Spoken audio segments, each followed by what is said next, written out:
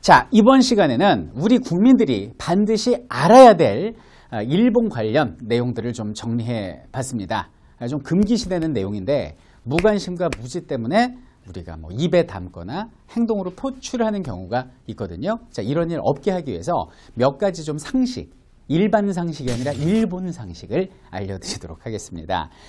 첫 번째는 이제 야스쿠니 신사고요. 자, 두 번째는 우길승천기라고 일본 2차 세계대전의 상징기 있죠. 이게 왜 문제가 되는지, 또 뭐 기미가요라고 들어보셨습니까? 일본의 국가인데 뭐 방송에서 이걸 또 틀어서 문제가 된 적이 있었죠. 그리고 마지막으로 아베 정권의 수건 사업이죠. 일본의 평화헌법 개정, 뭐 생소하실 수도 있는데 굉장히 중요한 내용이거든요. 자, 이런 것들이 무엇인지 쉽게 정리해 드리도록 하겠습니다.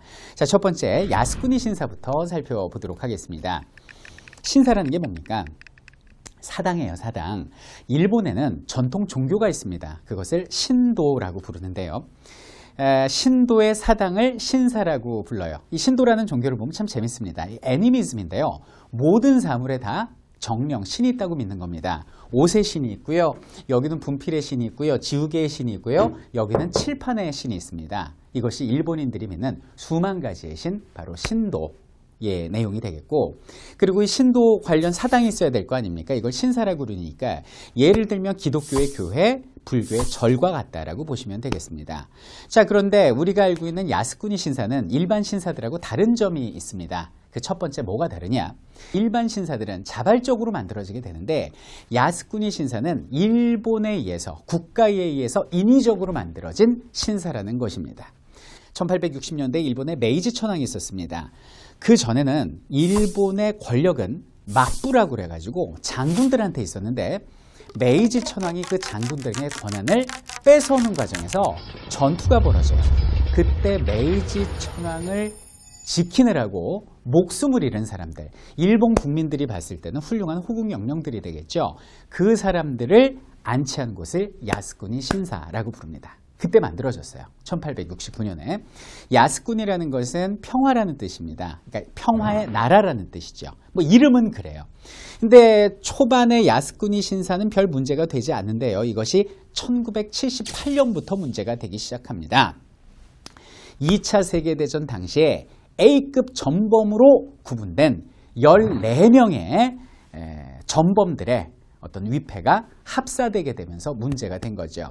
A급 전범이라는 건 뭐냐면 2차 세계대전 끝나고 이제 연합군들이 군사재판을 하거든요. 그때 A급, B급, C급으로 나누게 되는데 A급 전범은 가장 많이 죄를 지은, 전쟁을 기획하고 운영하고 도발한 아주 나쁜 놈들을 A급 전범이라고 하는데, 이 인간들의 위패를 갖다가 합사를 시켜버린 거예요. 야스쿠니 신사에.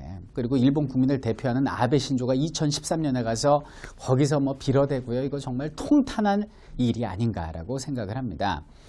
이것이 일본 도쿄에 있습니다. 야스쿠니 신사. 일본에 있는 신사 중에 가장 규모가 큰 신사이고요. 도쿄의 치오다구에 위치해 있습니다. 혹시 일본 여행하시는 분들 그 무지에서 괜히 또 이제 신사 근처에 가서 기념 촬영하고 남들 거기서 뭐 헌화하고 빈다고 같이 따라 비시면 큰일 납니다. 그 문화체험 잘못하면 아주 좋지 않은 일이 벌어질 수 있습니다.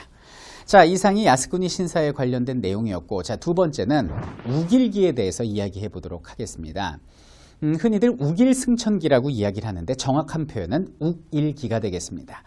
우길승천이라는 것은 그림에서 보시다시피 이렇게 태양이 이게 떠오르는 모습, 일출을 한다. 그래서 그 말 자체가 나쁘진 않아요.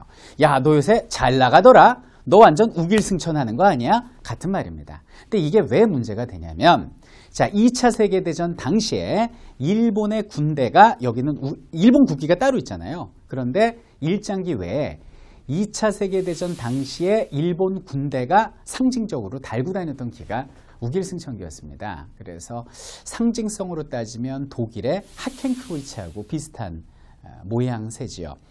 독일은 하켄크로이츠의 사용을 법으로 금지를 하고 있고요. 또 독일인들은 그 이름에 아돌프라는 이름을 절대 쓰지 않죠. 아돌프 히틀러 아닙니까? 이렇게 굉장히 과거에 대한 그런 컴플렉스를 가지고 있는 게 독일 국민인데요.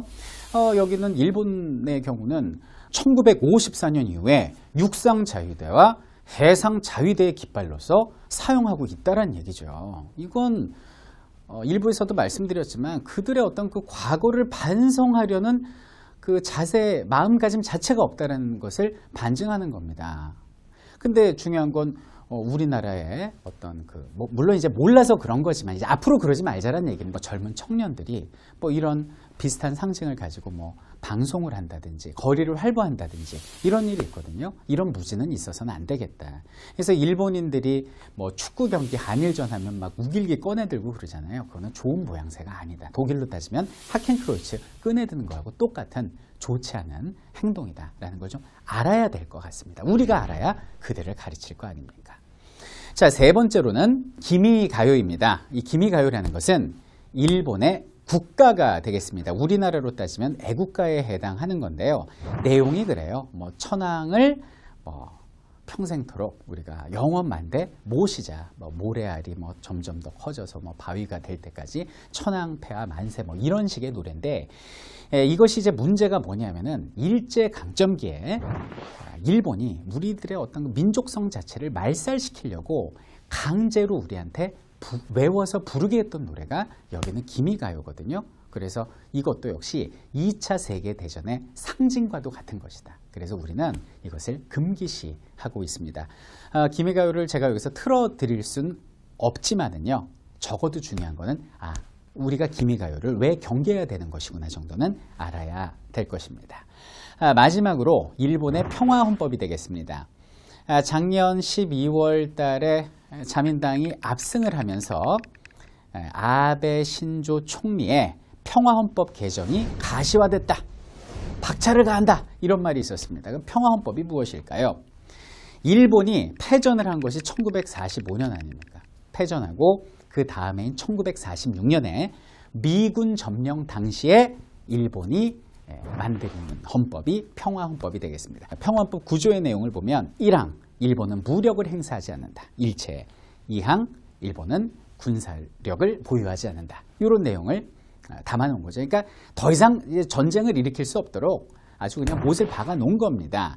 근데 이것이 미국의 묵인하에 헌법이 지켜지지 않습니다. 언제였습니까? 1950년이었습니다. 우리나라에 무슨 일이 있었죠? 6.25가 있었습니다. 여러분들 일부에서 제가 그랬죠. 외교 관계는 역사는 유기체라고 살아 움직인다고. 미국의 적이 일본이었는데 일본 패망 이후에 미국은 새로운 적 소련, 중국 공산당, 중공 이런 나라들과 적이었어요. 근데 중공, 소련의 지원을 받아서 북한군이 남침을 하지 않습니까? 이게 6.25예요. 1950년. 그럼 미국 입장에서는 일본을 자유진영의 방패막이로 써야 될 거 아닙니까? 그래서 경찰 예비대라는 것이 1950년에 창설이 되니 이것이 오늘날 일본 자위대의 전신이 되는 거죠. 그래서 자위대가 경찰 예비대가 보안대로 바뀌고 보안대가 자위대가 된 것이 1954년. 그래서 미국의 묵인하에 일본은 군대를 가지게 됩니다. 명분은 좋아요. 치안 유지입니다. 치안을 유지하는데 경찰이면 됐지 군대가 왜 필요합니까? 정말 이해가 되지 않고요. 자위대의 경우는 육상 전력은 그닥 강하지 않지만은 우리나라하고 반대. 우리나라는 육군이 굉장히 강하잖아요. 남북한이 대치돼 있으니까. 자위대의 경우는 섬나라이기 때문에 해상 전력이 굉장히 강합니다. 그래서 해상 전력과 공군 전력은 우리나라를 앞선다라고 얘기를 하죠. 어쨌든 일본은 군대를 가지고 있습니다. 근데 아베의 수건 사업이에요. 평화헌법 개정이. 아베는 평화헌법의 구조를 바꾸는 것인데 군대는 이미 있잖아요. 파병이 가능하게끔 헌법을 바꾼다라는 거죠. 그러니까 명분은 되게 좋습니다. 우방이 외부의 공격을 당할 시에는 자위대가 파병되어서 우방을 도와줄 수 있다는 내용인데요. 일본은 항상 명분은 되게 좋은 거 아십니까? 일본이 러일전쟁 직후에 중립선언한 우리 대한제국에 쳐들어와가지고 강제로 체결한 한일의정서에 보면요. 조선은 일본에 충고를 드리라는 거예요. 이유는 동양의 평화를 위해서. 그 다음에 맺은 조약들, 대표적으로 을사늑약 있죠. 을사늑약에 보면은 조선 황실의 안녕을 보증한다. 이렇게 얘기를 하거든요. 그리고 5년 있다 우리나라를 잡아먹잖아요. 명분은 되게 좋습니다. 근데 언뜻 들으면 전쟁이 났을 때 우리나라 도와주니까 좋은 거 아니야 라고 생각할 수 있는데 생각해 보세요. 그런 일은 없겠지만 만약에 2차 한국전쟁이 벌어졌다. 그러면 자위대가 파병된다고 우리가 이기고 파병 안 된다고 칩니까? 그건 아닌 거죠. 만약에 지금의 헌법이 계속 유지가 되면은 한국에서 전쟁이 일어나잖아요. 그럼 오키나와에는 미군 기지를 지원하는 정도일 겁니다. 그럼 우리나라가 만약에 폐허가 됐다? 그럼 뭐 인도적 차원에서 의료진이랄지 산업시설, 뭐 민간 차원의, 뭐 국가 차원의 지원 정도 해줄 수 있어요. 그런데 헌법이 개정되잖아요. 그럼 일본 군대가 우리나라 땅을 밟습니다. 그럼 우리가 이기던 지던 일본은 어떤 경우에서든 자신들의 어떤 경제적 이익을 위해서 우리한테 무리한 요구를 할 수 있겠죠. 대가 없이 도와주는 건 없잖아요. 그럼 100% 뭐부터 뺏길까요? 독도부터 뺏기는 거죠. 독도가 걔들 눈엔 돈으로 보이는 거거든요. 이런 것을 우려하는 겁니다. 그래서 여기는 평화헌법 개정은 우리 입장에서는 굉장히 우려고요. 중국 입장에서 펄쩍 뛸 노릇이고요. 그리고 미국의 경우는 공식적으로는 표현을 하고 있지 않지만은 뭐 한반도 유사시 문제가 생겼을 때 일본군 파병 치를 이유가 없죠. 미국 입장에서 합동작전도 가능하고 자신들의 예산도 줄일 수 있으니까 이런 어떤 국제적인 관계가 얽혀있는 것이 평화헌법이라는 거 우리가 기억해야 할 것입니다. 자, 한일 국교 정상화 50주년을 맞이해서 1, 2부로 일본을 말하다를 제작해봤습니다. 뭐 일본을 말하기 위해서 20분으로 되겠습니까, 여러분들? 제가 볼 때는 뭐 한 20일을 함께 얘기해도 끝이 날 문제는 아닌데요. 그러나 이건 분명히 알아야 돼요. 역사는 우리에게 끊임없는 교훈을 주지 않습니까? 역사적으로 볼 때요. 우리가 일본에 대한 정보가 무지하고 우리의 힘이 약했을 때 항상 일본은 우리를 넘봤고 우리를 침략했습니다. 그 침략의 결과는 우리에게도 참담했지만 그들에게도 끔찍했거든요. 여러분들 다시는 이 땅에 그런 좋지 않은 역사가 반복되지 않게 하기 위해서 일본에 대해서 촉각을 곤두세우고 이 한일 관계 다시 한번 차가운 머리로서 꼼꼼히 따져보는 것이 대한민국 국민의 의무이다라는 생각을 해봅니다.